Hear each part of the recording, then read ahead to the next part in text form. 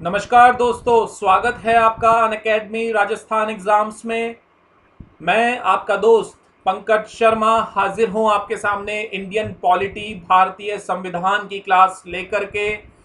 कल हमने जानकारी हासिल करी थी भाग 1 के बारे में, संघ और उसका राज्य क्षेत्र। आज हम पढ़ने वाले हैं भाग 2 नागरिकता के बारे में। नागरिकता के बारे में बात करेंगे, उससे पहले थोड़ी बात मेरे बारे में और आप लोगों के बारे में कर लेते हैं। मैं Pankaj Sharma, mentor and coach for RPSC, 3 years of experience in Indian polity, history and current affairs, expert in exam planning and strategy, and mentored 3000 more students। आगे हम बढ़े उससे पहले दोस्तों, मैं आपको बताना चाहूँगा अनअकैडमी सब्सक्रिप्शन के बारे में। मेरे वो सभी दोस्त जो रेगुलरली क्लासेस देख रहे हैं और वो दोस्त जो आज से जुड़े हैं, आप सभी का स्वागत है अनअकैडमी पर। अनअकैडमी सब्सक्रिप्शन आपको क्यों लेना होगा ये मैं आपको बताना चाहूँगा। हमारी पूरी टीम आपके लिए राजस्थान एग्जाम्स के लिए जो तैयारी कर रही है, आपकी सफलता के लिए जो हम मेहनत कर रहे हैं, उसके लिए थोड़े बहुत प्रयास आप लोगों को भी करने होंगे। और उसके लिए बस एक छोटा सा प्रयास आपको करना है। आपको अनअकैडमी का सब्सक्रिप्शन लेना है, अनअकैडमी का आपको स्टूडेंट बनना है। और आपको उसके बाद में क्या क्या सुविधाएं मिलेंगी, आपको लाइव क्लासेस मिलेंगी सभी टीचर्स की, आपको टेस्ट सीरीज मिलेंगी जहां पर आप अपना इवैल्यूएशन खुद कर सकते हैं। आपके लिए डाउट क्लियरिंग सेशंस भी ऑर्गेनाइज किए जाएंगे। जो भी क्लासेस आपकी हुई हैं, अगर उनमें आपको जो भी डाउट है तो वहां पर अपने डाउट्स को आप दूर कर सकते हैं। आपके लिए पूरा सिलेबस कवर कराया जाएगा सभी सब्जेक्ट्स का। ठीक है दोस्तों, तो सब्सक्रिप्शन लेने की क्या फ़ायदे हैं। सभी एजुकेटर्स की लाइव स्ट्रक्चर कोर्सेज आपको मिल जाएंगे।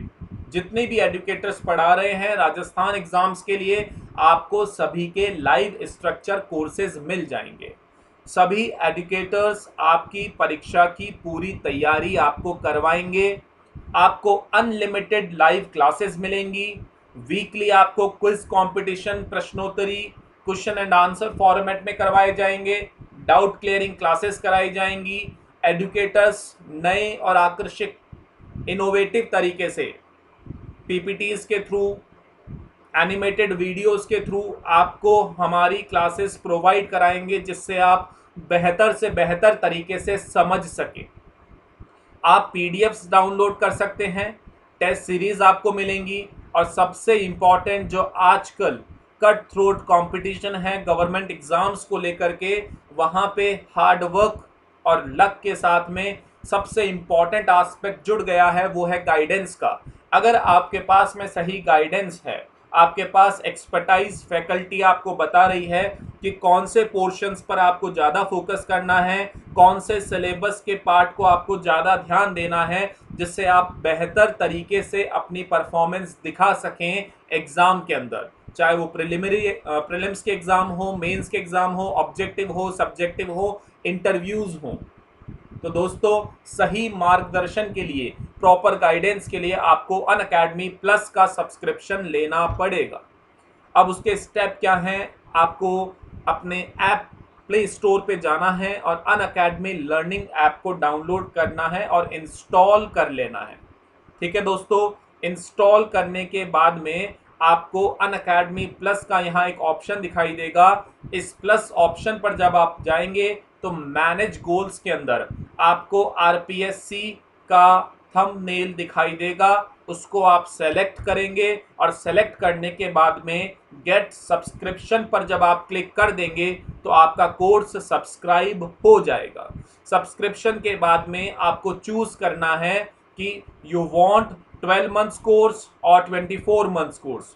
तो जो बच्चे बिल्कुल फ्रेश हैं, अभी नई तैयारी उन्होंने स्टार्ट ही करी है आरपीएससी के लिए, तो मैं उनको कहना चाहूँगा कि वो 24 मंथ्स का सिलेबस लें। बहुत ही कम दामों पे, कुछ 8,000 रुपए के अंदर आपको 2 साल के लिए कोर्स मिल जाएगा, जिसमें आप आराम से अपनी क्लासेस को पढ़िए, बार बार देखिए, रिवीजन करिए और भरपूर फायदा उठाइए। और इस फायदे के साथ में आपके लिए एक फायदा और है, जब आप अपना कोर्स परचेज कर रहे होंगे तो आपको एक वहां पर रेफरल कोड के लिए एक लिंक दिखाई देगा, जहां पर अगर आप पंकज सर यानी कि मेरे कोड को आप यूज लेते हैं PANKAJSIR, तो आपको वहां पे 10% का डिस्काउंट मिलेगा और आपकी राशि कम हो जाएगी और आप उस कोर्स को कम दामों में भी खरीद पाएंगे। ठीक है दोस्तों, टेलीग्राम चैनल पे अनअकैडमी आरपीएससी को आप ज्वाइन कर लीजिएगा, वहां पे आपको नोट्स मिलते रहेंगे। यूट्यूब चैनल को सब्सक्राइब कर लीजिए, लाइक और शेयर करना मत भूलिए, बेल आइकन को प्रेस कर दीजिए जिससे आपको अपने वीडियोस अपडेट लगातार मिलते रहे। So let's crack the RPSC exams.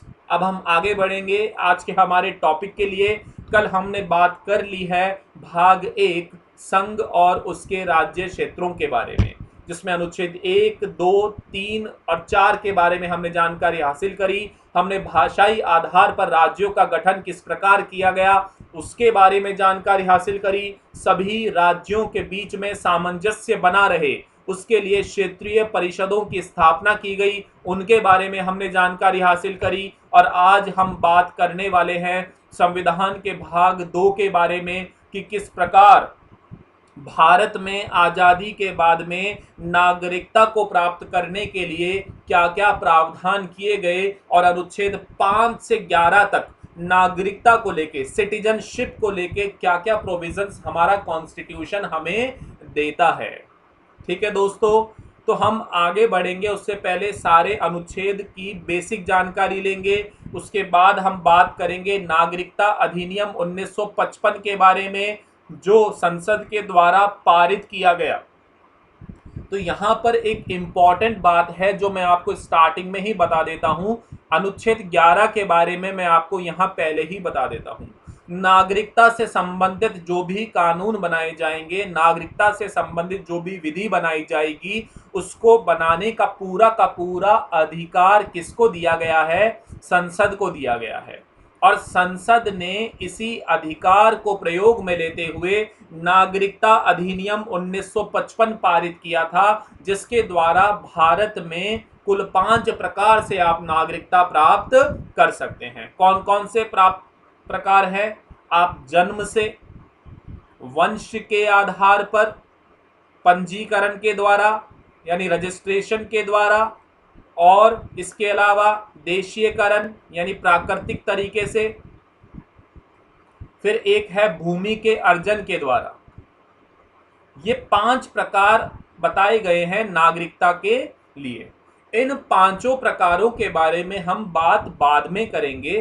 पहले हम देखेंगे कि अनुच्छेद 5 से 11 जो जोड़े गए भारतीय संविधान के नागरिकता में, उनके बारे में हम पहले बात करेंगे। ठीक है दोस्तों, तो सबसे पहले हम बात करते हैं अनुच्छेद 5 के बारे में कि अनुच्छेद 5 क्या कहता है।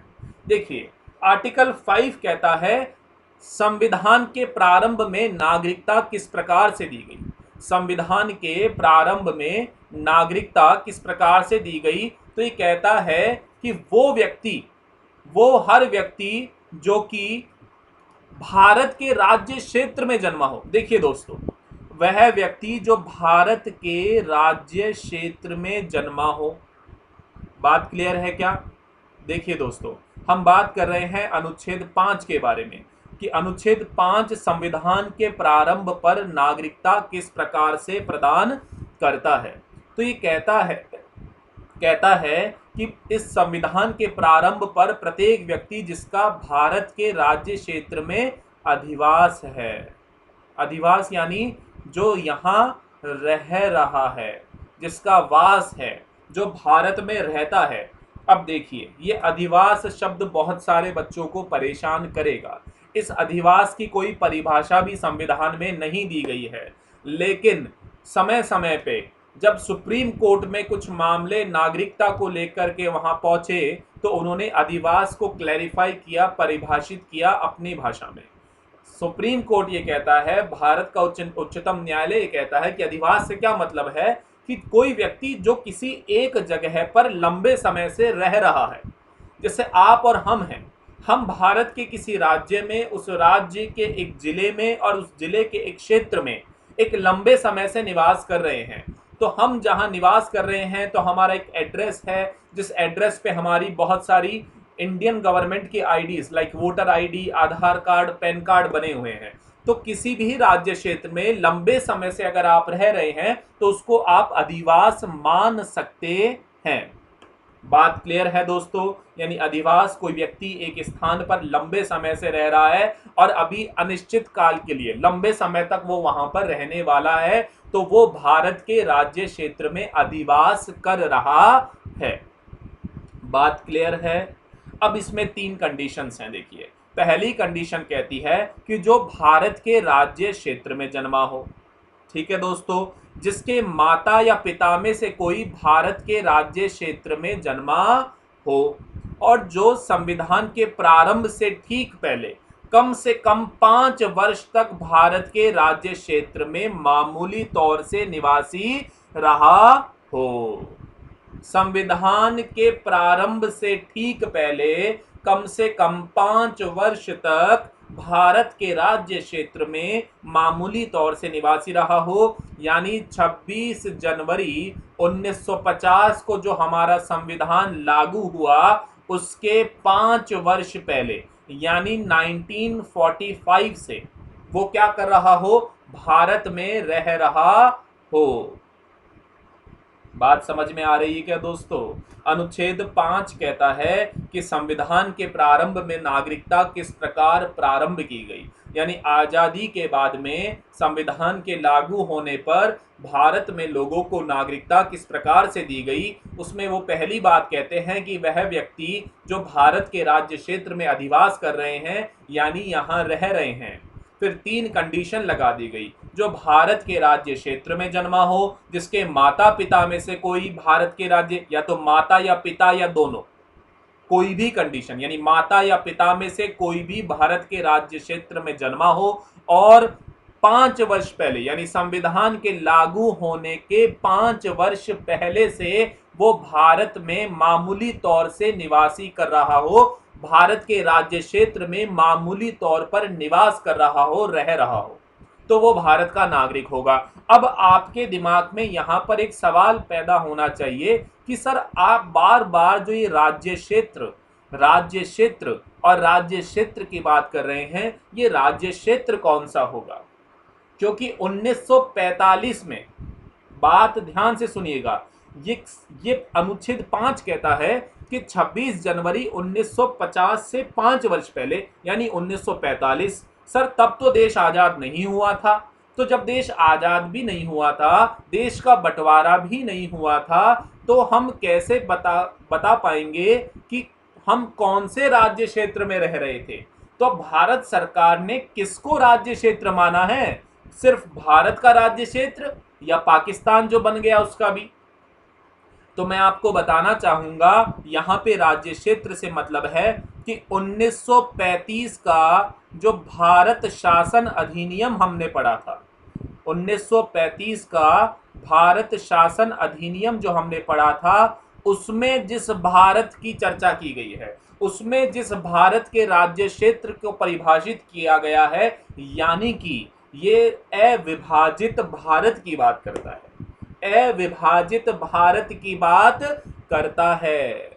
यानी कि जब पाकिस्तान नहीं बना था, यानी भारत और पाकिस्तान का जब तक विभाजन नहीं हुआ था, 1935 के भारत शासन अधिनियम में जो संपूर्ण भारत था, जो अविभाजित भारत था, जिसका विभाजन नहीं हुआ था, अगर उस पूरे क्षेत्र में से किसी भी क्षेत्र में किसी भी व्यक्ति का या उसके माता पिता का या उसके माता पिता में से किसी का भी जन्म अगर भारत में हुआ है, अविभाजित भारत में हुआ है, विभाजन से पूर्व वाले भारत में हुआ है, तो वो भारत का नागरिक बन सकता है। बात समझ में आई दोस्तों? एक शॉर्ट फॉर्म में वापस से आपको बताऊंगा, अनुच्छेद 5 कहता है कि वो व्यक्ति जो भारत में अधिवास कर रहे हैं, भारत में रह रहे हैं, प्रारंभ से, संविधान के प्रारंभ से, यानी 26 जनवरी 1950 में लागू होने से 5 वर्ष पहले से भारत में रह रहे हैं, 5 वर्ष पहले से भारत में रह रहे हैं। और कौन से भारत में रह रहे हैं? अविभाजित भारत में। अविभाजित भारत जो 1935 के भारत शासन अधिनियम में परिभाषित किया गया था। या हम सिंपल शब्दों में समझें कि जब भारत का विभाजन नहीं हुआ था, उस भारत में, उस भारत के किसी भी राज्य क्षेत्र में अगर कोई व्यक्ति निवास कर रहा है तो वो भारत का नागरिक अनुच्छेद 5 के अंतर्गत बन सकता है। बात क्लियर है दोस्तों? तो आगे बढ़ते हैं। अब बात करेंगे अनुच्छेद 6 के बारे में। देखिए, अनुच्छेद 6 बात करता है ऐसे व्यक्तियों की नागरिकता के बारे में जो पाकिस्तान से आए हों। कहाँ आए हैं? पाकिस्तान से भारत आए हैं। बात समझ में आ रही है दोस्तों? यानी जो पाकिस्तान की भूमि थी, जो उस भूमि पर रहते थे और कहाँ आ गए हैं, अब भारत में आ गए हैं और भारत की नागरिकता चाहते हैं। ठीक है, तो उनके लिए ये दो कंडीशंस हैं। वो दो कंडीशंस इन्हें पूरी करनी पड़ेगी, लेकिन उससे पहले उन्हें ये भी बताना पड़ेगा जो भी व्यक्ति पाकिस्तान से कहाँ आया है? भारत में आया है। पाकिस्तान से भारत में आया हो, यदि उसके माता पिता या दादा दादी में से किसी का भी जन्म अविभाजित भारत में हुआ हो। कोई भी व्यक्ति जो पाकिस्तान से भारत आया है, अगर उसके माता या पिता या दादा या दादी में से किसी का भी जन्म कहाँ हुआ है? अविभाजित भारत में हुआ है। वापस से वही बात जो मैं आपको अनुच्छेद 5 में समझा चुका हूं। अविभाजित भारत यानी जब भारत का विभाजन नहीं हुआ था, 1935 के भारत शासन अधिनियम में जिस भारत की बात की गई थी, अगर उस भारत में अगर किसी व्यक्ति के माता पिता या दादा दादी का जन्म हुआ है और वो पाकिस्तान से भारत अगर आया है, तो वो भारत का नागरिक बन सकता है अगर वो दो शर्तें पूरी कर दे। वो दो शर्तें जो आपके सामने मैंने दिखा रखी है। पहली शर्त ये है कि वह 19 जुलाई 1948 से पूर्व आया है और भारत में सामान्यतः निवास कर रहा हो। बात समझ में आ रही है? अब आप बोलोगे कि सर देश आजाद हो गया 15 अगस्त 1947 को, ठीक है, हमने संविधान को लागू किया 26 जनवरी 1950 को, तो ये क्या आप अलग से बीच में एक तारीख ले आए हैं?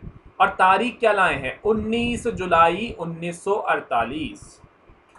तो बोले सर ये डिसाइड क्यों हुआ कि 19 जुलाई 1948 से पहले कोई भारत में आ गया है? कहां से आ गया है? पाकिस्तान से आ गया है और वो भारत में निवास करने लग गया है, तो वो क्या बन सकता है?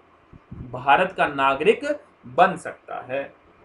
और उसके माता पिता और दादा दादी का जन्म किसमें हुआ था?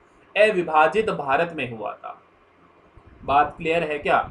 यानी पाकिस्तान में एक व्यक्ति है मिस्टर ए, वो 19 जुलाई 1948 से पहले भारत में आए और वो कहते हैं कि मेरे माता पिता और दादा दादी का जन्म या इनमें से किसी का जन्म अविभाजित भारत में यानी 1935 के भारत शासन अधिनियम में जो भारत था उसमें जन्म उनका हुआ था और मैं भारत में अब निवास करूंगा। 19 जुलाई 1948 से पहले मैं भारत में आ गया था और मैं निवास कर रहा हूं, तो मैं भारत का नागरिक बन सकता हूं। तो मैं आपको ये बता रहा था कि 19 जुलाई 1948 ये तारीख इंपॉर्टेंट क्यों है। ये तारीख इंपॉर्टेंट इसलिए है दोस्तों क्योंकि इस दिन भारत और पाकिस्तान के बीच में एक बातचीत हुई और उस बातचीत के बाद में एक परमिट व्यवस्था लागू की गई। क्या लागू की गई? परमिट व्यवस्था लागू कर दी गई। परमिट समझते हैं ना आप? यानी कहीं जाने के लिए आपको एक डॉक्यूमेंट चाहिए होगा और वो डॉक्यूमेंट आपको वहां पे एडमिशन एंटर कराने की परमिशन दिलवा देगा। परमिट यानी आपको एक डॉक्यूमेंट या आपको एक तरह की रसीद दे दी गई और उस रसीद को जब आप वहां दिखाएंगे तो वो आपको वहां पे एंटर करने की परमिशन दे दी जाएगी। ठीक है, तो 19 जुलाई 1948 को भारत और पाकिस्तान में एक परमिट व्यवस्था लागू कर दी गई जिसमें पाकिस्तान से भारत में अगर कोई आ रहा है या भारत से पाकिस्तान में कोई जा रहा है तो वो परमिट कार्ड वहां की सरकारों से, वहां का जो प्रबंधन है उससे लेकर के उस देश में जाएगा। क्योंकि जब देश को आजाद किया गया था तब ये कहा गया था, हर व्यक्ति को स्वतंत्रता दी गई थी कि वो भारत की भूमि पे रहना चाहता है, यानी वर्तमान जो भारत है उसमें रहना चाहता है तो यहाँ रहे, पाकिस्तान में जाना चाहता है तो पाकिस्तान में चले जाए, पाकिस्तान की तरफ जो लोग रह रहे थे वो वहां रहना चाहते थे तो वहां रहे, और भारत में आना चाहते थे तो भारत में आ जाए। तो 19 जुलाई 1948 की ये तारीख इसलिए इंपॉर्टेंट है, इसको लैंडमार्क इसलिए बनाया गया है क्योंकि इस दिन एक परमिट व्यवस्था लागू कर दी गई कि अब इस तारीख से, इस तारीख पे एक परमिट दिया जाएगा। अब पाकिस्तान से कोई व्यक्ति भारत आएगा तो वो एक परमिट लेकर के आएगा, ठीक है। तो इस तारीख से पहले अगर कोई आ चुका है, यानी कि 19 जुलाई 1948 को जो परमिट व्यवस्था लागू की गई, इस लागू होने से पहले अगर कोई भारत में आ चुका है और भारत में निवास कर रहा है, मान लो कोई व्यक्ति 1947 में ही आ गया और वो 19 जुलाई 1948 से पहले आ चुका है और निवास कर रहा है, तो वो भारत का नागरिक बन जाएगा। बात सिंपल सी है। लेकिन जो दूसरी कंडीशन है, यानी 19 जुलाई 1948 को या उसके बाद, यानी परमिट व्यवस्था लागू होने वाले दिन से या उसके बाद में अगर वो आया है, अब जब वो आएगा तो एक परमिट लेकर के आएगा, वो परमिट भारत की बॉर्डर पे दिखाएगा और उसे एंट्री दी जाएगी। बात क्लियर है। तो वो क्या कर सकता है, भारत का नागरिक किस प्रकार से बनेगा, तो वह पंजीकरण के द्वारा यानी रजिस्ट्रेशन के द्वारा भारत का नागरिक बन सकता है। लेकिन 19 जुलाई 1948 के बाद में, मान लीजिए कि 20 जुलाई 1948 को कोई व्यक्ति आया परमिट लेकर के, पाकिस्तान से भारत में आया, तो अगले 6 महीने तक पहले वो भारत में रहेगा और 6 महीने के बाद में वो पंजीकरण का प्रोसेस स्टार्ट कर देगा, तो वो भारत का नागरिक बन जाएगा। यदि वह 19 जुलाई 1948 को या उसके बाद आया हो तो वह पंजीकरण के द्वारा नागरिक बन सकता है, किंतु इसके लिए कम से कम 6 माह तक उसे भारत में निवास करना पड़ेगा। मैं उम्मीद करता हूं मेरे सभी दोस्तों को ये बात समझ में आ गई होगी। पहली बार जो बच्चे पढ़ रहे हैं, अगर उन्होंने पहले कभी इस बारे में जानकारी में उम्मीद नहीं है, तो उनके लिए एक बार सरल भाषा में वापस से समझा रहा हूं। पूरी कहानी आप ध्यान से सुनिएगा। अनुच्छेद 6 क्या कहता है, वो व्यक्ति जो पाकिस्तान से भारत में आए हैं और भारत के नागरिक बनना चाहते हैं, तो ऐसे व्यक्ति जो पाकिस्तान से भारत आए हैं वो भारत के नागरिक बन सकते हैं। तो पहली कंडीशन तो ये है कि उस व्यक्ति के माता पिता या दादा दादी में से किसी का जन्म भारत में, कौन से भारत में, अविभाजित भारत में। अविभाजित भारत यानी भारत का जब विभाजन नहीं हुआ था, 1935 के भारत शासन अधिनियम में जो अविभाजित भारत था, उस अविभाजित भारत में अगर किसी व्यक्ति के माता पिता या दादा दादी का जन्म हुआ है तो ऐसा व्यक्ति भारत का नागरिक बन सकता है, ठीक है। उसके बाद में उस व्यक्ति को 2 कंडीशंस पूरी करनी पड़ेगी। पहली कंडीशन तो वो पूरी कर चुका, वो बता चुका कि मेरे माता पिता दादा दादी का जन्म या इनमें से किसी का जन्म कहाँ हुआ था, अविभाजित भारत में हुआ था। अब दूसरी कंडीशन क्या है, यदि 19 जुलाई 1948 से पहले अगर वो आ गया है और भारत में उसने निवास करना यानी रहना शुरू कर दिया है, तो वो भारत का नागरिक बन जाएगा। तब उसको कोई पंजीकरण या रजिस्ट्रेशन नहीं कराना पड़ेगा। 19 जुलाई 1948 ये तारीख क्यों इंपॉर्टेंट है, ये मैंने आपको बताई कि इस दिन एक परमिट व्यवस्था लागू की गई कि पाकिस्तान से भारत में आने वाले या भारत भूमि से पाकिस्तान में जाने वाले किसी भी व्यक्ति को, अगर वो 19 जुलाई 1948 को जाता है या उसके बाद में जाता है, तो उसे एक परमिट लेना पड़ेगा, तभी वो वहां जा पाएगा, एंटर कर पाएगा उस दूसरी भूमि पर। तो कोई पाकिस्तान से भारत में आ रहा है 19 जुलाई 1948 को या उसके बाद में, तो वो परमिट लेकर के भारत में घुसेगा और उसको भारत में अगर एंट्री दे दी गई है तो वो अब पंजीकरण करा के रजिस्ट्रेशन करवा करके भारत का नागरिक बन सकता है। लेकिन रजिस्ट्रेशन करवाने से पहले उसे 6 महीने तक भारत में रहना पड़ेगा। 20 जुलाई 1948 को अगर वो आया है तो अगले 6 महीने तक भारत में रहेगा और उसके बाद में वो रजिस्ट्रेशन करवाएगा रजिस्ट्रेशन अथॉरिटी के पास में, तो वो भारत का नागरिक बन सकते हैं। बात क्लियर है दोस्तों?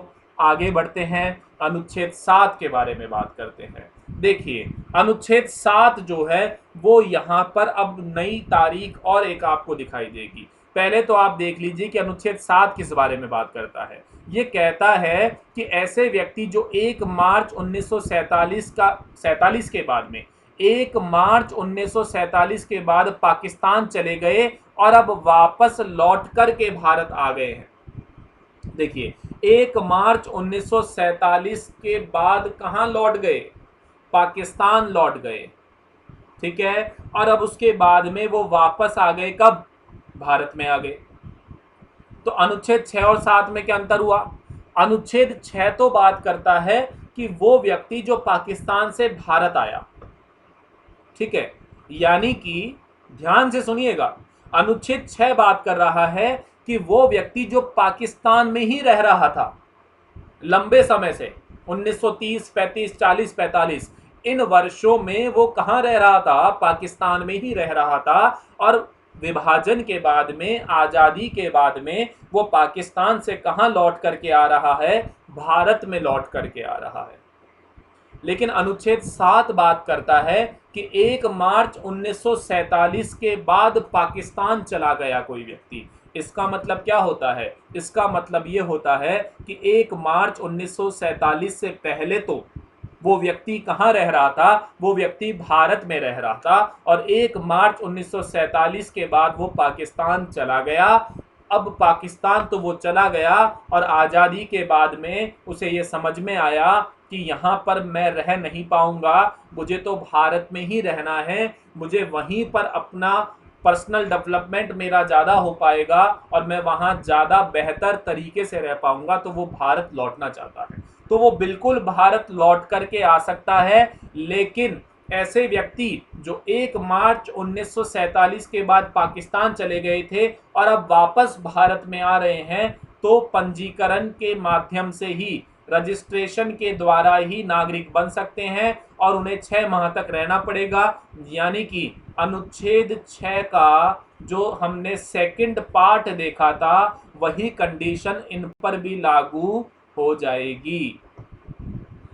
बात सिंपल सी है कि 1 मार्च 1947 के बाद कोई पाकिस्तान चला गया और वहां पे थोड़े दिन रहने के बाद अब वो वापस अगर भारत में आ रहा है तो उसे रजिस्ट्रेशन करवाना पड़ेगा और रजिस्ट्रेशन करवाने से पहले 6 महीने तक उसको भारत में रहना पड़ेगा, तभी वो भारत का नागरिक बन सकता है।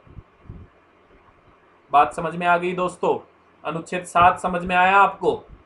ठीक है, अब आगे बढ़ते हैं। आगे हम बात करेंगे अनुच्छेद 8 के बारे में। अनुच्छेद 8 में हम बात करेंगे ऐसे व्यक्ति जिनके वंश का कोई व्यक्ति भारत का नागरिक हो और वह स्वयं भारत से बाहर रह रहा हो।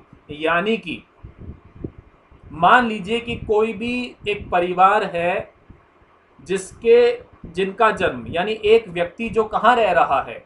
भारत से बाहर रह रहा है, किसी भी दूसरे देश के अंदर वो भारत से बाहर रह रहा है। अगर उस व्यक्ति के वंश के, यानी उसके माता पिता और दादा दादी में से किसी का भी जन्म अविभाजित भारत में हुआ था, अब अविभाजित भारत में आपको बता चुका हूं, तो ऐसा व्यक्ति जो भारत से बाहर दूसरे देश में निवास कर रहा है और उसके माता पिता दादा दादी में से किसी का भी जन्म किसमें हुआ हो? अविभाजित भारत में हुआ हो, तो वो भारत का नागरिक बन सकता है। वह पंजीकरण के द्वारा भारत का नागरिक बन सकता है, लेकिन यह पंजीकरण उसको वहां जिस देश में वो रह रहा है उस देश में जो इंडियन डिप्लोमेट रहता है, भारतीय एम्बेसडर जो रहता है, वहां पर उसको रजिस्ट्रेशन करवाना पड़ेगा। बहुत सिंपल सी बात है। अनुच्छेद 8 बात करता है उन व्यक्तियों के बारे में जो भारत से बाहर दूसरे देश में रह रहे हैं और भारत का नागरिक बनना चाहते हैं। तो पहले तो उन्हें ये बता देना होगा कि उनके माता पिता या दादा दादी यानी उनके वंश के लोगों का, उसके पूर्वजों का जन्म अविभाजित भारत में हुआ था। जब वो ये बता देगा कि मेरे माता पिता या दादा दादी का जन्म अविभाजित भारत में हुआ था, तो वो भारत का नागरिक बनने के लिए योग्य हो जाएगा। अब उसको क्या कराना पड़ेगा? अब उसको रजिस्ट्रेशन करवाना पड़ेगा, पंजीकरण करवाना पड़ेगा। लेकिन वो पंजीकरण उसे कहाँ पर कराना पड़ेगा? वो जिस देश में रह रहा है वहां पे जो इंडियन एम्बेसी है और वहां पे जो इंडियन एम्बेसडर बैठा है, कूटनीतिज्ञ जो बैठा है, उसके पास में जाकर के उसको रजिस्ट्रेशन करवाना पड़ेगा। और अगर वो उसका रजिस्ट्रेशन कर लेता है तो वह भारत की नागरिकता को प्राप्त कर सकता है। बात क्लियर है दोस्तों? चलिए आगे बढ़ते हैं। अनुच्छेद 9 क्या बात करता है? अनुच्छेद 9 बात करता है कि वह व्यक्ति जो स्वेच्छा से, खुद की इच्छा से भारत की नागरिकता को छोड़ देता है और किसी अन्य देश की नागरिकता को ग्रहण कर लेता है, तो वह भारत का नागरिक नहीं माना जाएगा। ये बहुत सिंपल सी बात है। अनुच्छेद 9 कहता है कि वह व्यक्ति जो अपनी इच्छा से उसने भारत की नागरिकता छोड़ दी और किसी दूसरे देश की नागरिकता ग्रहण कर ली, तो अब उसके पास भारत की नागरिकता नहीं रहेगी, वो अब भारत का नागरिक नहीं कहलाएगा। बात क्लियर है? चलिए, अनुच्छेद 10 क्या कहता है? प्रत्येक व्यक्ति भारत का नागरिक है या समझा जाएगा अगर संसद किसी विधान का निर्माण करती है, उसके अंतर्गत अगर वो आता है तो। यानी कि मैंने आपको प्रारंभ में ही बताया था कि संसद को नागरिकता के संबंध में कानून बनाने की शक्ति प्राप्त है। देख लीजिए यहाँ पे अनुच्छेद 11 कहता है संसद को यह अधिकार है कि वह नागरिकता के अर्जन यानी नागरिकता को पाने और समाप्ति के लिए नागरिकता के संबंध में कोई भी कानून बना सकती है। यानी कि आपकी नागरिकता की क्या क्या शर्तें होंगी, आपकी नागरिकता किस प्रकार से रहेगी या खत्म कर दी जाएगी, इस संबंध में कोई भी विधि या कानून बनाने का अधिकार सिर्फ और सिर्फ संसद के पास में है। तो अनुच्छेद 10 क्या कहता है कि नागरिकता संबंधी कोई कानून अगर संसद बनाती है, नागरिकता संबंधी अगर कोई कानून संसद बनाती है और उस समय उस कानून के अंतर्गत अगर आप वो कंडीशन पूरी कर रहे हैं, तो आप भारत के नागरिक समझे जाएंगे। अगर आप उन शर्तों को पूरा नहीं कर रहे हैं जो कानून संसद ने बनाया है, तो आपकी नागरिकता जा सकती है। यानी कि आपकी नागरिकता निर्भर करती है उन शर्तों पे, उन कंडीशंस पे जो कानून संसद के द्वारा बनाया गया है। बात क्लियर है? और अनुच्छेद 11 क्या कहता है कि संसद को यह अधिकार दिया गया है कि वह नागरिकता को पाने और समाप्त करने संबंधी कोई भी कानून बना सकती है।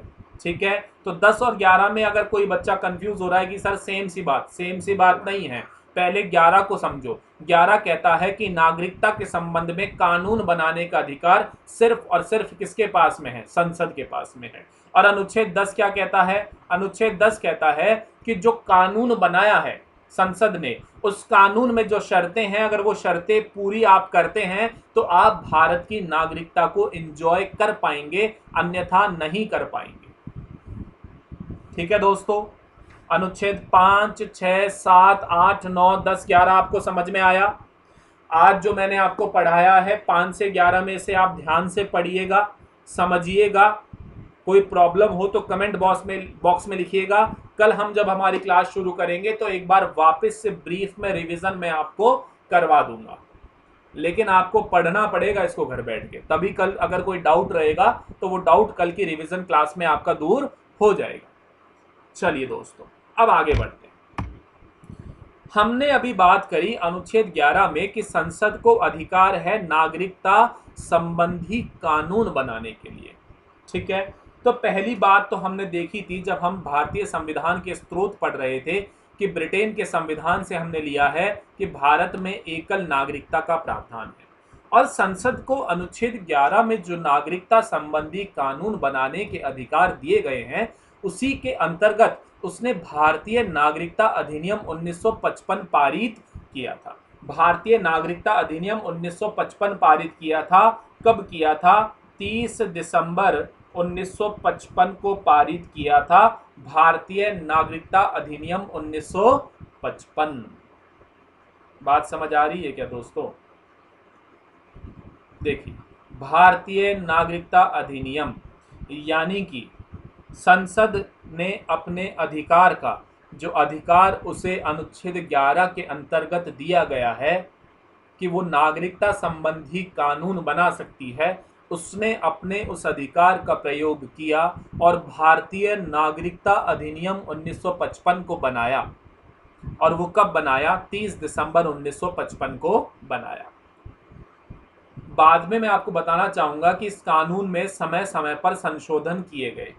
मेरे दोस्त जो अखबार को ध्यान से पढ़ते हैं तो उन्होंने देखा होगा कि पिछले वर्ष 2019 में एक CAA citizenship amendment bill, CAB भी उसे कहा गया, और सिटीजनशिप अमेंडमेंट एक्ट जब वो पारित हो गया, सिटीजनशिप अमेंडमेंट बिल आया था, बाद में उसे पारित जब संसद ने कर दिया। सिटीजनशिप अमेंडमेंट एक्ट CAA को लेकर भारत में अखबारों में बहुत सुर्खियां रही थी, कई जगह विरोध भी हुआ था। दिल्ली में एक शाहीन बाग भी बना था इस कानून के विरोध में। ये CAA 2019 ये क्या है? ये सिटीजनशिप अमेंडमेंट एक्ट, अमेंडमेंट का मतलब होता है संशोधन, यानी कि भारतीय नागरिकता अधिनियम 1955 में कुछ बदलाव किए गए। कब किए गए?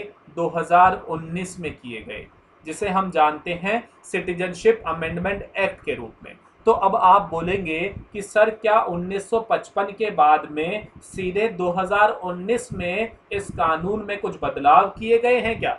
नहीं दोस्तों, इससे पहले भी बदलाव किए गए हैं। इससे पहले मैं आपको बताना चाहूंगा 1957, 1960, 1985, 1986, 1992, 2003, 2005, 2015, 1957, 1960, 1985, 86, 1992, 2003, 2005, 2015 और आखिरी में पिछले वर्ष 2019। तो कुल कितनी बार? 9 बार अब तक भारतीय नागरिकता अधिनियम 1955 में संशोधन किए जा चुके हैं, यानी 9 बार इस अधिनियम में बदलाव किए जा चुके हैं। तो यहां तक की कहानी आपको क्लियर होगी, समझ में आ गई होगी कि भारत में एकल नागरिकता का प्रावधान है और संसद ने जो अनुच्छेद 11 में उसे अनुच्छेद 11 के अंतर्गत संसद को जो भारतीय नागरिकता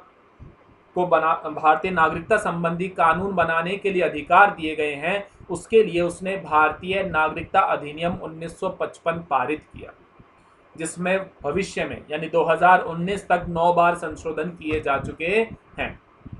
तो ये भारतीय नागरिकता अधिनियम 1955 हमें 5 प्रकार से यानी भारत की नागरिकता को प्राप्त करने के 5 तरीके बताता है। कौन कौन से बताता है? मैंने आपको स्टार्टिंग में बताया था कि जन्म से नागरिकता, वंश से नागरिकता, पंजीकरण यानी रजिस्ट्रेशन के द्वारा नागरिकता, देशीयकरण प्राकृतिक रूप से नेचुरलाइजेशन के तरीके से नागरिकता, और 5वीं भूमि के अर्जन के द्वारा लैंड एक्विजिशन के द्वारा नागरिकता। तो इन 5 के बारे में हम पढ़ेंगे कि भारतीय नागरिकता अधिनियम 1955 जो संसद ने पारित किया वो किस प्रकार से भारत में नागरिकता के प्रावधानों को डिस्क्राइब करता है। ठीक है दोस्तों, तो अब यहाँ पे आप ध्यान से देखिएगा, काफी सारी इंपॉर्टेंट बातें हम देखेंगे। देखिए, जन्म से नागरिकता में ये कहता है कि भारत का संविधान लागू होने यानी कि 26 जनवरी 1950 के बाद भारत में जन्मा कोई भी व्यक्ति जन्म से भारत का नागरिक होगा। देखो बच्चों, अब ध्यान से सुनना और जो चीजें मैं आपको यहाँ लिखूंगा उन्हें ध्यान से नोट कर लेना, बाद में पहले समझना फिर नोट करना। देखिए, पहली बात, जन्म से नागरिकता में क्या कही गई है? 26 जनवरी 1950 के बाद भारत में जन्मा कोई भी व्यक्ति जन्म से भारत का नागरिक होगा। यानी कि 26 जनवरी 1950 जब संविधान लागू हुआ, उस दिन के बाद से भारत में जन्मा कोई भी व्यक्ति जिसका जन्म भारत में होता है तो वो भारत का नागरिक कहलाएगा। ठीक है दोस्तों, लेकिन ये जो प्रावधान है ये 1 जुलाई 1987 तक ही लागू था, ये आपको ध्यान में रखना है। यानी कि 26 जनवरी 1950 से 1 जुलाई 1987, 1 जुलाई 1987, इन दोनों तारीखों के बीच में किसी भी व्यक्ति का जन्म अगर भारत में हुआ है तो वो जन्म लेते ही भारत का नागरिक बन जाएगा, इंडिया का सिटीजन बन जाएगा। बात क्लियर है? 26 जनवरी 1950 से 1 जुलाई 1987 के बीच में कोई भी व्यक्ति अगर जन्म लेता है तो जन्म लेते ही वो भारत का नागरिक बन जाएगा। दूसरी कंडीशन क्या है? दूसरी कंडीशन ये कहती है कि 1 जुलाई 1987 के बाद, यहाँ पे ये पॉइंट मैंने मेंशन भी किया है, 1 जुलाई 1987 के बाद भारत में जन्मा कोई भी व्यक्ति भारत का नागरिक है यदि उसके जन्म के समय उसके माता या पिता दोनों में से कोई एक भारत के नागरिक हो। यानी कि 1 जुलाई 1987 के बाद अब जन्म से नागरिकता में एक नई कंडीशन जोड़ दी गई। पहले तो क्या था कि अगर मैं कोई भी व्यक्ति जिसका जन्म हुआ तो वो जन्म लेते ही क्या हो जाएगा?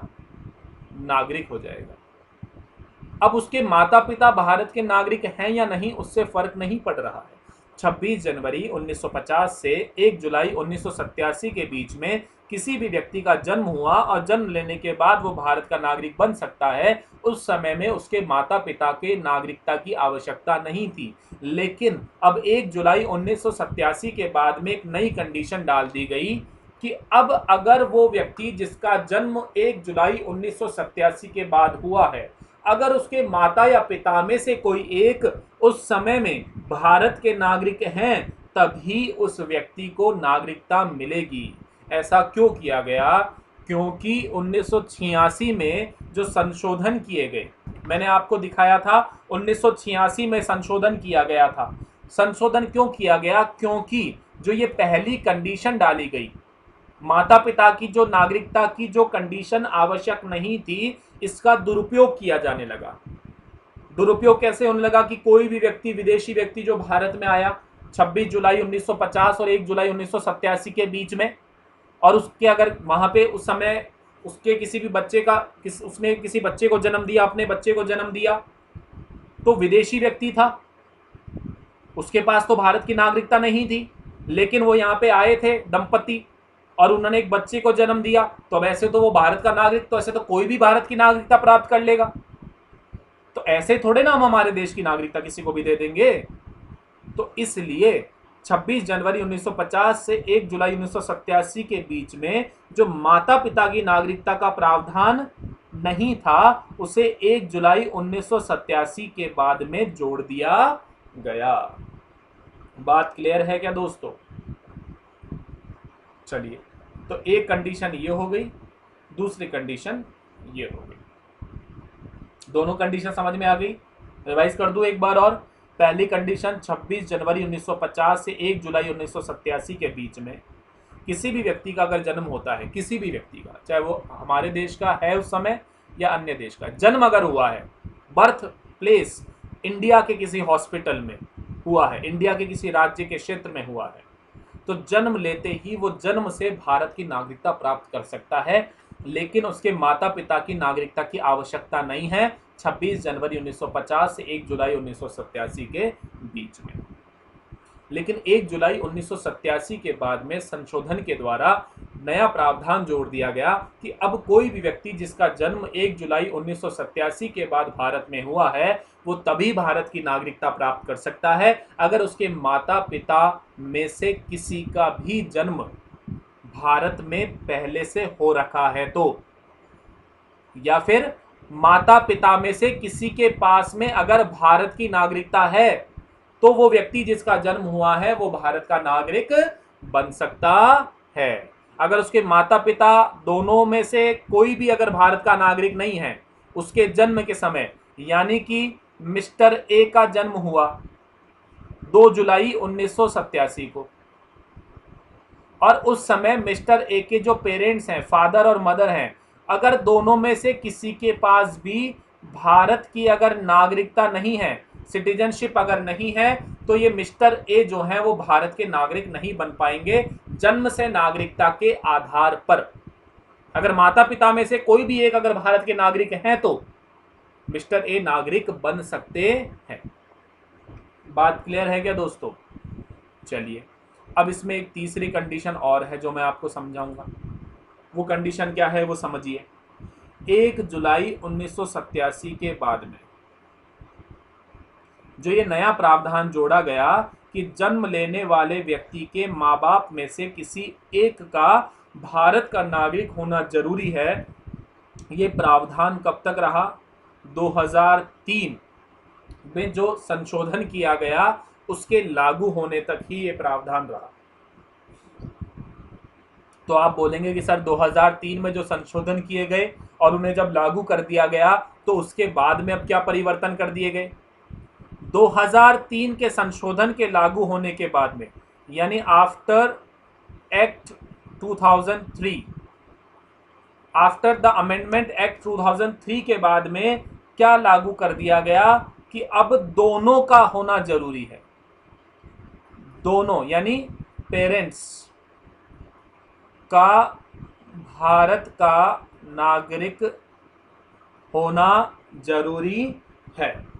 बात क्लियर है क्या दोस्तों?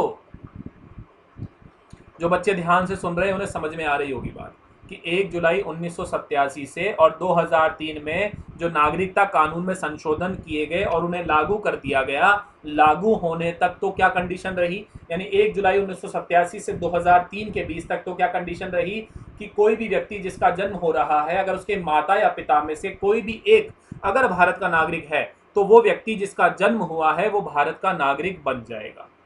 लेकिन 2003 का जो संशोधन किया गया उसके लागू होने के बाद में अब नई कंडीशन जोड़ दी गई, और उस नई कंडीशन में क्या जोड़ा गया कि अब वो व्यक्ति जिसका जन्म हुआ है उसके माता और पिता दोनों ही भारत के नागरिक होने चाहिए। दोनों में से अगर एक ही नागरिक है तो भी उस बच्चे को नागरिकता नहीं मिलेगी। दोनों का नागरिक, माता और पिता का नागरिक होना जरूरी है। लेकिन इसमें एक कंडीशन और जोड़ी गई थी, वो ध्यान से सुनिएगा कि अगर मान लो कि कोई एक ही अगर नागरिक है, हम मान लेते हैं कि 2003 के बाद में एक बच्चे का जन्म हुआ जिसके पिता जो हैं वो सिर्फ भारत के नागरिक हैं, माता नागरिक नहीं है उस समय में। लेकिन उसमें यह है कि वो जो माता है वो हो सकता है कि भारत में एज अ माइग्रेंट रह रही हो, लेकिन वो एक इलीगल माइग्रेंट नहीं होनी चाहिए।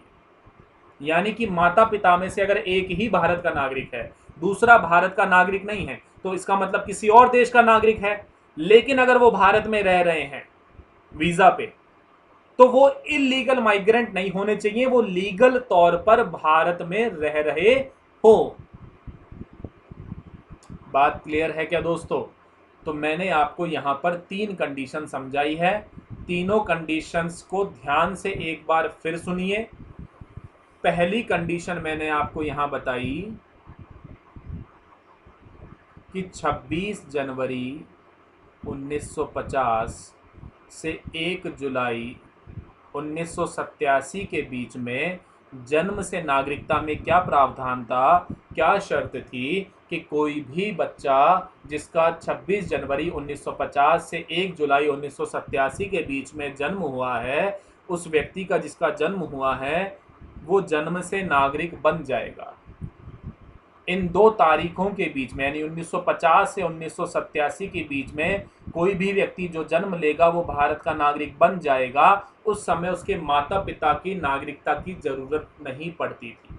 लेकिन दूसरी कंडीशन, 1 जुलाई 1987 से 2003 में जो संशोधन किया गया, इस बीच में क्या कर दिया गया कि माता पिता यानी फादर और मदर में से किसी एक का भारत का नागरिक होना आवश्यक है। यानी कि 1 जुलाई 1987 से 2003 के बीच में अगर किसी भी व्यक्ति का जन्म हुआ उस व्यक्ति के माता या पिता में से किसी एक के पास में अगर भारत की नागरिकता है तो वो जिसका जन्म हुआ है उसको भी जन्म से नागरिकता मिल जाएगी।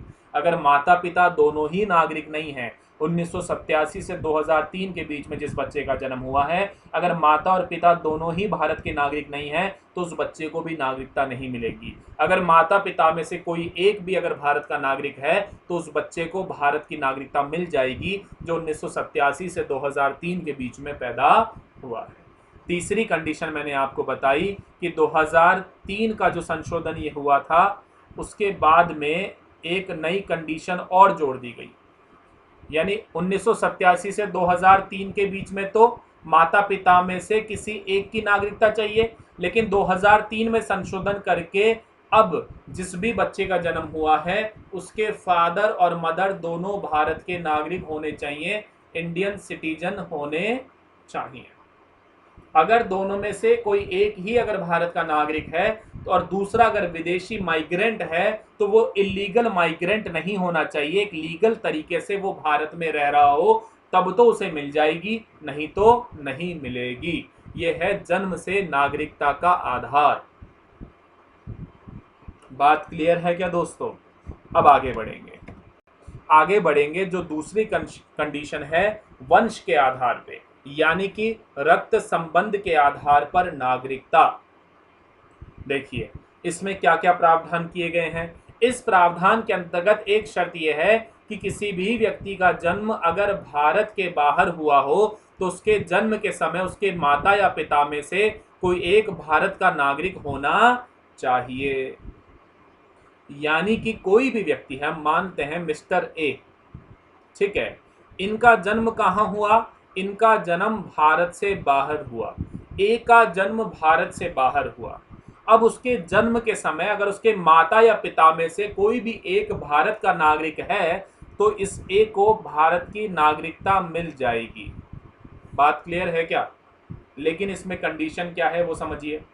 देखिए 26 जनवरी 1950 से 10 दिसंबर 1992 1992 इस दौरान, यानी 26 जनवरी 1950 से 10 दिसंबर 1992 के बीच में जो ये बात हो रही है कि कोई भी व्यक्ति जिसका जन्म अगर भारत के बाहर हुआ है और उसके जन्म के समय माता या पिता में से कोई एक भारत का नागरिक है, तो ये ध्यान रखना मेरे दोस्तों, ध्यान से सुनना कि माता या पिता में से सिर्फ अगर फादर का सिटीजन होना जरूरी है।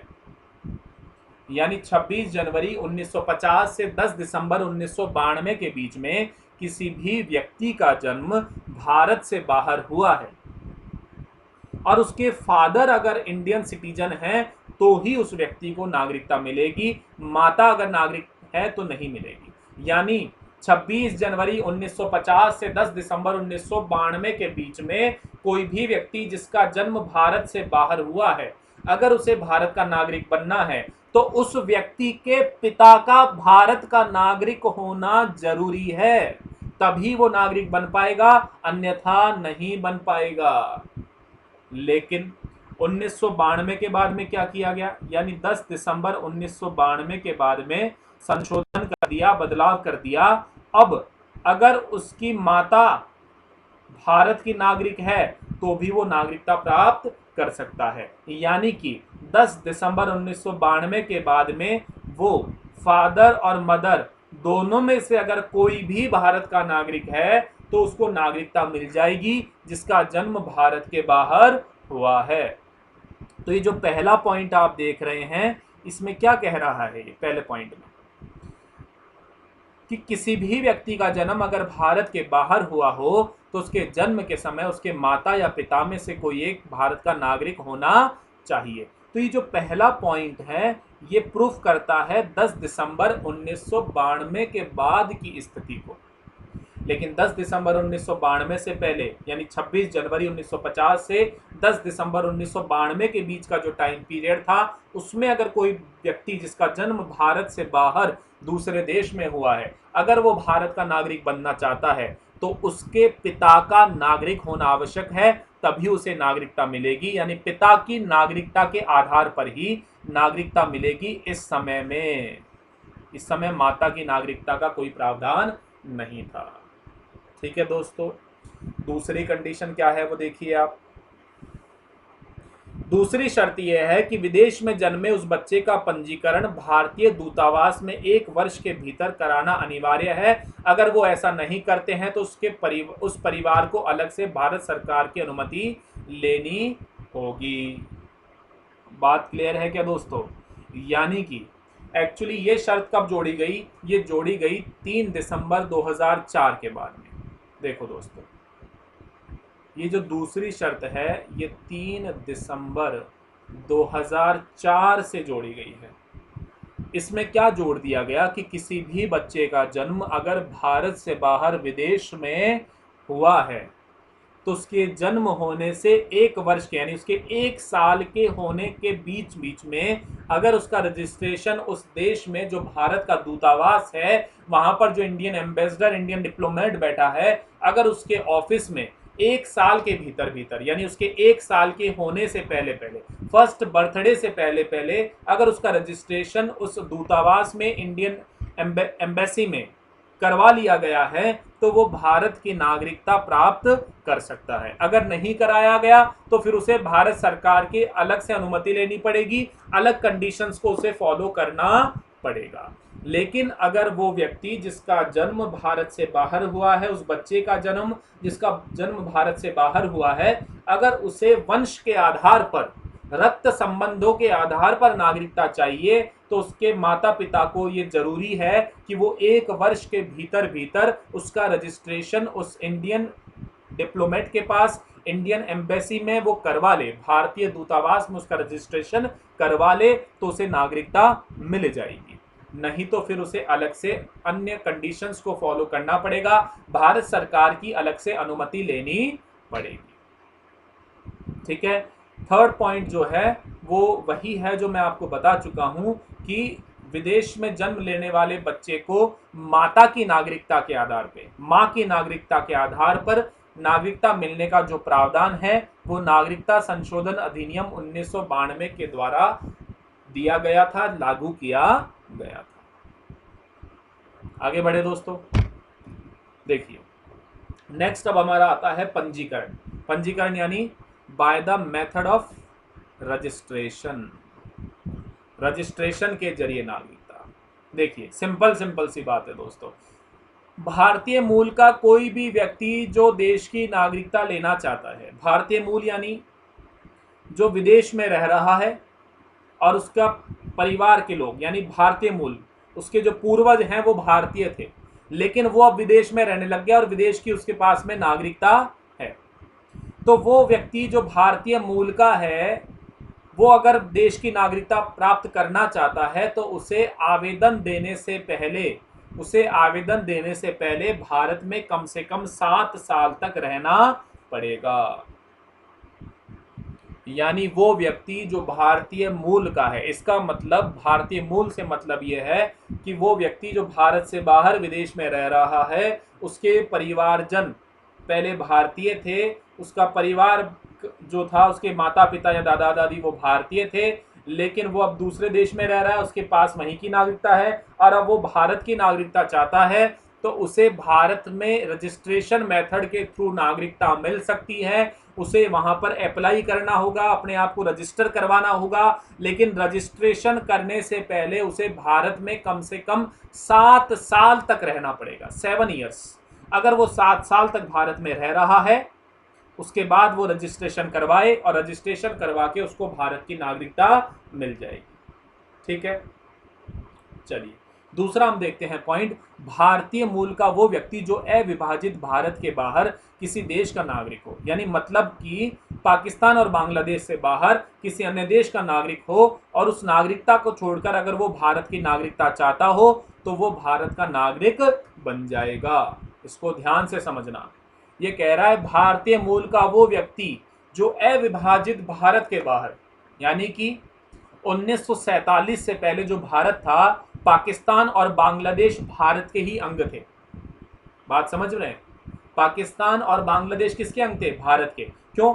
भारत की भूमि का विभाजन होके बना भारत और पाकिस्तान का विभाजन होके बना पाकिस्तान और बांग्लादेश। तो 1947 से पहले जो अविभाजित भारत था, 1935 के भारत शासन अधिनियम में जिस भारत की परिभाषा है अविभाजित भारत की, उसमें भारत, पाकिस्तान और बांग्लादेश, इन तीनों भूमियों को हम क्या कहते थे? इन तीनों ही देशों को हम भारत कहते थे। तो ये पॉइंट ये कह रहा है कि कोई व्यक्ति जिसका जन्म यानी अविभाजित भारत के समय अगर उसका जन्म यानी वो किसी दूसरे देश में गया हो, भारतीय मूल का वो व्यक्ति जो अविभाजित भारत के बाहर किसी देश का नागरिक हो, यानी कि 1947 से पहले कोई भी व्यक्ति जो कनाडा का नागरिक था, मान लीजिए जो कनाडा का नागरिक था, अब वो कनाडा की नागरिकता छोड़कर भारत की नागरिकता चाहता है तो उसे मिल जाएगी, लेकिन उसे कम से कम 7 साल तक पहले भारत में रहना पड़ेगा और उसके बाद में रजिस्ट्रेशन करवाना पड़ेगा। बात क्लियर है क्या? यानी 1947 से पहले कोई व्यक्ति किसी दूसरे देश में रह रहा हो, पाकिस्तान और बांग्लादेश को छोड़ के, क्योंकि पाकिस्तान और बांग्लादेश तो भारत का ही हिस्सा थे, तो यानी वो कनाडा में रह रहा हो, अमेरिका में रह रहा हो, ब्रिटेन में रह रहा हो या किसी भी देश में रह रहा हो, अगर वो भारत का नागरिक बनना चाहता है तो वो बन सकता है। पहले उसे उस देश की नागरिकता को छोड़ना पड़ेगा और भारत की नागरिकता के लिए उसे रजिस्ट्रेशन करवाना पड़ेगा, लेकिन रजिस्ट्रेशन करवाने से पहले 7 साल तक उसे कहाँ रहना पड़ेगा? भारत में रहना पड़ेगा। ठीक है, अब ये देख लीजिए, कोई शख्स है जिसकी शादी भारतीय नागरिक से हुई है तो वो नागरिकता के आवेदन करने से पहले कम से कम 7 साल तक भारत में रहेगा, उसके बाद में नागरिकता मिल जाएगी। जैसे कि कोई भी व्यक्ति है जिसकी शादी यानी कोई विदेशी व्यक्ति है जिसकी शादी किससे हुई है? भारतीय नागरिक से हुई है।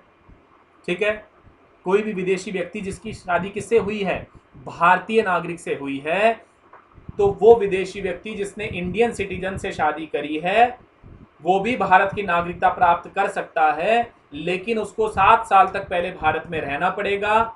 शादी करने के बाद 7 साल तक भारत में रहना पड़ेगा और 7 साल के बाद में उसको रजिस्ट्रेशन करवाना पड़ेगा, तब उसे नागरिकता मिल जाएगी। यानी विदेशी मूल का कोई व्यक्ति जिसने भारतीय नागरिक से शादी करी है, अब वो 7 साल तक भारत में रहे और उसके बाद में रजिस्ट्रेशन करवा ले तो वो भारत का नागरिक बन जाएगा। ठीक है, चलिए उसके बाद में हम देखते हैं कोई भी नाबालिग बच्चे हैं जिनके माता या पिता भारतीय हों।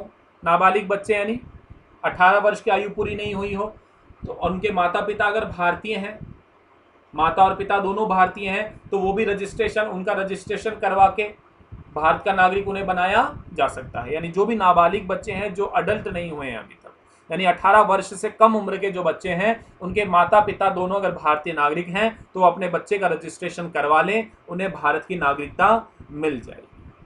ठीक है दोस्तों, इसके बाद देखते हैं राष्ट्रमंडल के सदस्य देशों के जो भी नागरिक, जितने भी राष्ट्रमंडल जो एक पूरा कॉमनवेल्थ ऑर्गेनाइजेशन है, उस कॉमनवेल्थ ऑर्गेनाइजेशन के जो देश हैं, सारे मेंबर राष्ट्र हैं, उनके जो नागरिक जो भारत में रहते हैं या भारत सरकार की कोई नौकरी कर रहे हैं, तो वो भी रजिस्ट्रेशन के द्वारा भारत की नागरिकता प्राप्त कर सकते हैं। ठीक है, राष्ट्रमंडल देश यानी कॉमनवेल्थ देश, राष्ट्रमंडल कॉमनवेल्थ देश वो हैं जो ब्रिटेन के कॉलोनी रहे हैं कभी। राष्ट्रमंडल जो है, कॉमनवेल्थ जो है, वो उन राष्ट्रों का संगठन है जो कभी ब्रिटेन के उपनिवेश रहे थे। उन सभी राष्ट्रों का जो ब्रिटेन के उपनिवेश रहे हैं, क्योंकि भारत भी ब्रिटेन का उपनिवेश रहा है, तो वो सभी राष्ट्र जो कभी ब्रिटेन के उपनिवेश थे, ब्रिटेन की कॉलोनी थे, उन सबको मिलाकर के एक राष्ट्रमंडल संगठन बनाया हुआ है। अगर उन राष्ट्रमंडल संगठन के जितने भी सदस्य देश हैं, उनके जो नागरिक हैं जो भारत में रहते हैं या भारत सरकार की नौकरी कर रहे हैं, वो भी रजिस्ट्रेशन मेथड के थ्रू भारत की नागरिकता प्राप्त कर सकते हैं। तो सीधी सी बात है कि भैया भारतीय मूल का वो व्यक्ति जो विदेश में रहता है या किसी विदेशी मूल के व्यक्ति ने भारतीय नागरिक से शादी करी है, कॉमनवेल्थ राष्ट्रों का कोई सदस्य है, हर व्यक्ति पंजीकरण के द्वारा, रजिस्ट्रेशन के द्वारा भारत का नागरिक बन सकता है, लेकिन शर्त यह है कि उसे 7 साल तक कम से कम भारत में रहना पड़ेगा, तभी वो भारत की नागरिकता हासिल कर सकता है। 7 साल रहेगा, रहने के बाद रजिस्ट्रेशन करवाएगा और भारत की नागरिकता प्राप्त कर लेगा। ठीक है, इसमें एक और बात आपको बता देता हूं, एक स्पेशल प्रोविजन है, कुछ लोगों के पास में कार्ड होता है OCI card, overseas citizen of India, overseas citizen of India. ये कार्ड जिनके पास होता है उन्हें 7 साल नहीं 5 वर्ष ही रहने की आवश्यकता होती है, यानी 2 साल कम उन्हें रहना पड़ता है। ये एक स्पेशल कंडीशन है। ये कंडीशन उन लोगों के लिए है जिनके पास में ओसीआई कार्ड है, यानी ओवरसीज सिटीजनशिप ऑफ इंडिया का कार्ड जिस व्यक्ति के पास में है, उस व्यक्ति को सिर्फ 5 साल भारत में रहने के बाद में रजिस्ट्रेशन के द्वारा भारत का नागरिक बना दिया जाएगा। बात क्लियर है दोस्तों? रजिस्ट्रेशन मेथड समझ में आया? चलिए अब आगे देखते हैं। अगला जो मेथड है वो है नेचुरलाइजेशन के जरिए नागरिकता। बहुत इंटरेस्टिंग है, समझने की कोशिश करिएगा। नेचुरलाइजेशन इसे बोलते हैं प्राकृतिक तरीके से, या फिर देशीयकरण के द्वारा। किसके द्वारा? देशीयकरण के द्वारा। देश में रहने के आधार पर कोई भी व्यक्ति भारत में नागरिकता हासिल कर सकता है, बशर्ते वो नागरिकता अधिनियम की 3री अनुसूची की सभी योग्यताओं पर खरा उतरता हो। देखो, इसमें अब कुछ कंडीशंस हैं जिनके बारे में हम जानकारी हासिल करेंगे। ठीक है, देखिए, देशीयकरण की जो ये प्रक्रिया है, ये कहता है कि देश में रहने के आधार पर, यानी कोई भी व्यक्ति जो भारत में रह रहा हो वह भारत की नागरिकता हासिल कर सकता है, लेकिन उसे नागरिकता अधिनियम की जो 3री अनुसूची है उसमें जितनी भी योग्यताएं दी गई हैं उस पर उसे खरा उतरना पड़ेगा। तो पहली कंडीशन क्या है वो समझना। पहली कंडीशन ये है कि कोई भी ऐसा देश जो इसी तकनीक से, यानी कि कोई भी ऐसा देश जो इसी मेथड से, नेचुरलाइजेशन के मेथड से, देशीयकरण के मेथड से, अगर वो देश भी भारत के लोगों को नागरिकता देता है, फॉर एग्जांपल कनाडा, कनाडा जो है वो भी अगर नेचुरलाइजेशन के मेथड से भारतीय लोगों को नागरिकता देता है तो हम भी कनाडा के लोगों को इसी मेथड से नागरिकता दे देंगे। बहुत सिंपल सी बात है। नेचुरलाइजेशन का मेथड जो भारत ने अपनाया है नागरिकता के लिए, ये मेथड हम उन्हीं देशों के साथ में पूरा करेंगे अगर वो देश भी इस तकनीक को, इस मेथड को भारतीय नागरिकों के लिए लागू करता है तो।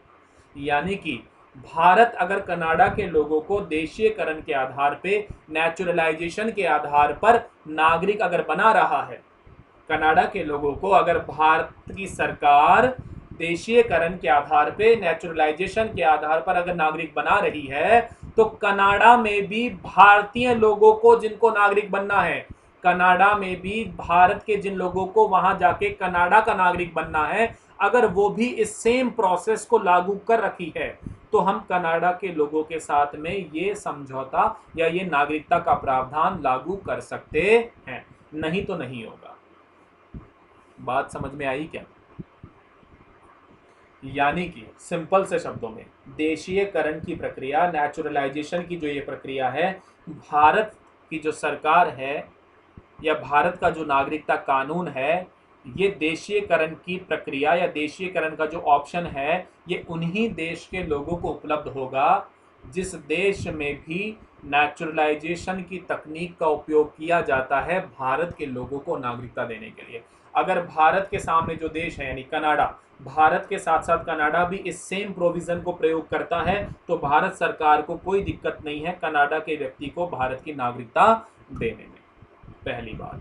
दूसरी बात क्या है कि कोई भी व्यक्ति जो भारतीय नागरिक बनना चाहता है, अगर कोई भी व्यक्ति यानी कनाडा का जो व्यक्ति भारत का नागरिक बनना चाहता है, अगर वो अपनी इच्छा से कनाडा की नागरिकता को छोड़ चुका है, त्याग कर चुका है, तो भारत की नागरिकता उसको मिल जाएगी, लेकिन उसको आवेदन देने से पूर्व 12 महीने तक यानी 12 मंथ तक इंडिया में रहना पड़ेगा।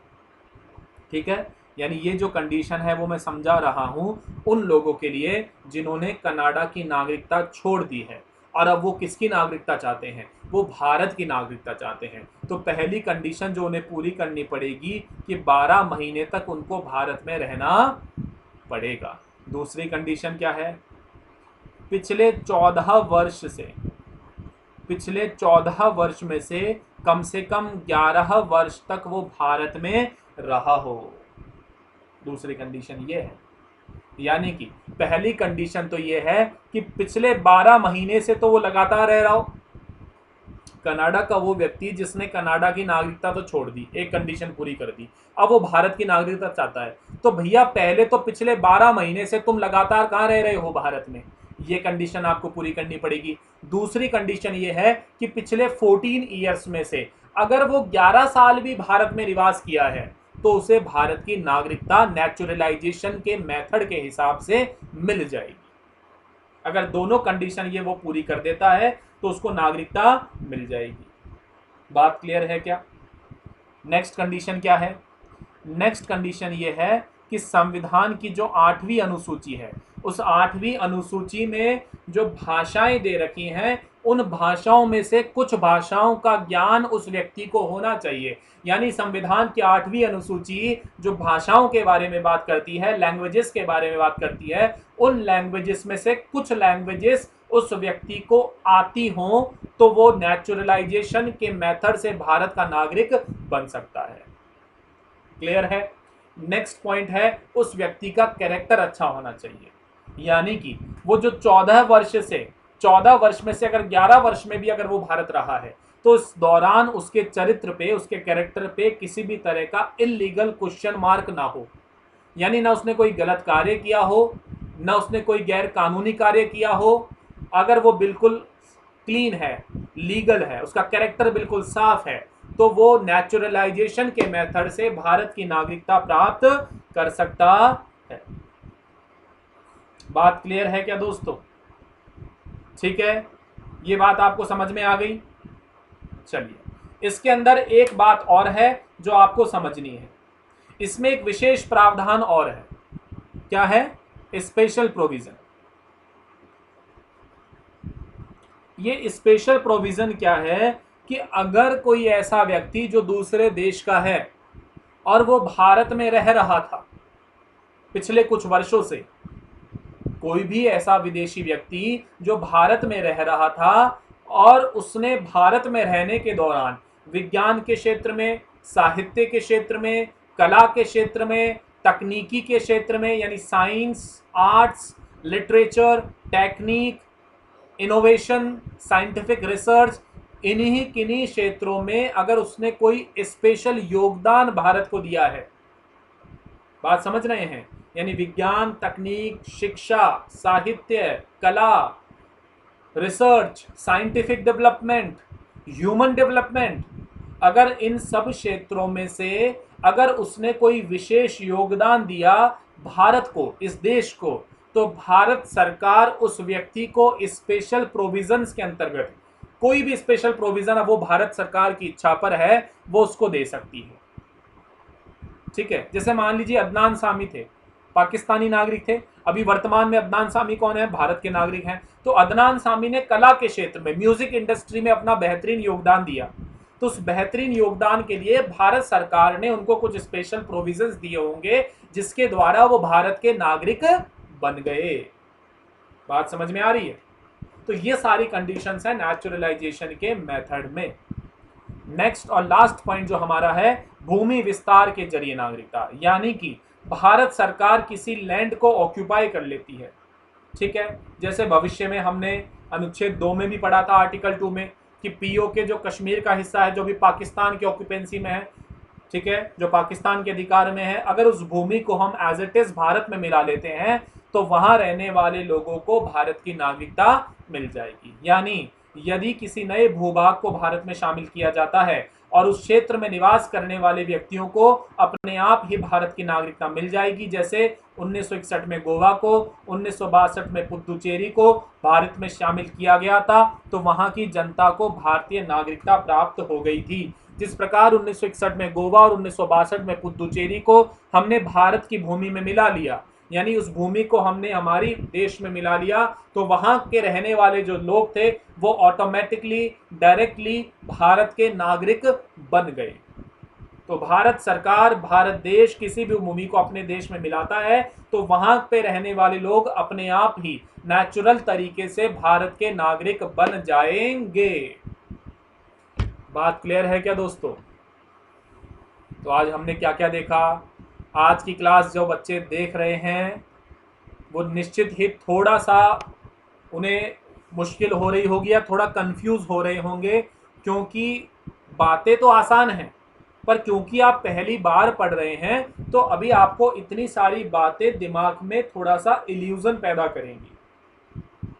जो भी मेरे प्यारे दोस्त मेरी क्लास ये देख रहे हैं, नागरिकता संबंधी प्रावधान देख रहे हैं, हमने अनुच्छेद 5 देखा, 6 देखा, 7, 8, 9, 10, 11 ये तो आर्टिकल्स देखे। उसके बाद हमने 1955 का जो इंडियन सिटीजनशिप एक्ट था उसके द्वारा जन्म से नागरिकता, वंश के आधार पर नागरिकता, पंजीकरण यानी रजिस्ट्रेशन के द्वारा नागरिकता, नेचुरलाइजेशन के द्वारा नागरिकता और भूमि विस्तार के जरिए नागरिकता के जो ये सारे प्रावधान पड़े, इन सारे प्रावधानों में आपको थोड़ी थोड़ी परेशानी अगर हो रही है तो उसका मैं आपको सल्यूशन बता देता हूँ। पहला सल्यूशन तो ये है कि कल की क्लास जब मैं शुरू करूँगा उससे पहले आपको इनके बारे में शॉर्ट शब्दों में दोबारा से समझाऊंगा, यानी आज की क्लास का कल हम रिवीजन करेंगे। तो यहाँ पे आप लोग खुश हो जाइए कि भैया आज जो पढ़ाया गया उसका हम कल एक बार पहले रिवीजन करेंगे, तो हमारे को 2 बार पढ़ने को मिल जाएगा, तो बातें क्लियर हो जाएगी। दूसरा जो काम है वो आपको करना है, इस क्लास को आप बार बार देखिए। जो भी बातें मैंने आपको समझाई हैं रिपीटेडली बार बार मैंने कोशिश करी है आपको आसान से आसान तरीके से समझाने की। तो दूसरा जो आपको करना है, क्लास को बार बार देखना है, रिवाइज करना है। और तीसरा क्या करना है, आपके जो भी डाउट हैं वो आपको कमेंट बॉक्स में लिखने हैं। फिर अगर आप लोगों के जो डाउट्स आएंगे उसके लिए मैं आपके लिए संडे को इस नागरिकता वाले चैप्टर के लिए एक अलग से डाउट क्लियरिंग क्लास बना दूंगा, जिसमें आप अपने डाउट्स को दूर कर लीजिएगा। तो अब आपको 3 मेथड बता दिए मैंने भाग 2 नागरिकता को समझने के लिए। पहला तो ये कि मैं कल आपको रिवाइज कराऊंगा, तो वापस समझने की कोशिश करना और जो भी डाउट्स हैं उन्हें दूर करना। दूसरा, क्लास को बार बार रिवाइज करिए और अपने डाउट्स को दूर करिए, और फिर भी डाउट रह जाता है तो कमेंट बॉक्स में लिख देना। संडे को मैं एक डाउट की अलग से क्लास लूंगा जिसमें हम नागरिकता के जो भी डाउट्स आपके रहे हैं उनके बारे में ही बात करेंगे। बात क्लियर है दोस्तों? तो आप सभी को ऑल द बेस्ट। क्लास को बार बार देखिए, बहुत सिंसियरली पढ़िए, डिसिप्लिन के साथ में। आसान है, बातें समझ में आ जाएंगी आपको, ठीक है? बाकी की बातें हम कल करेंगे। जय हिंद, जय भारत।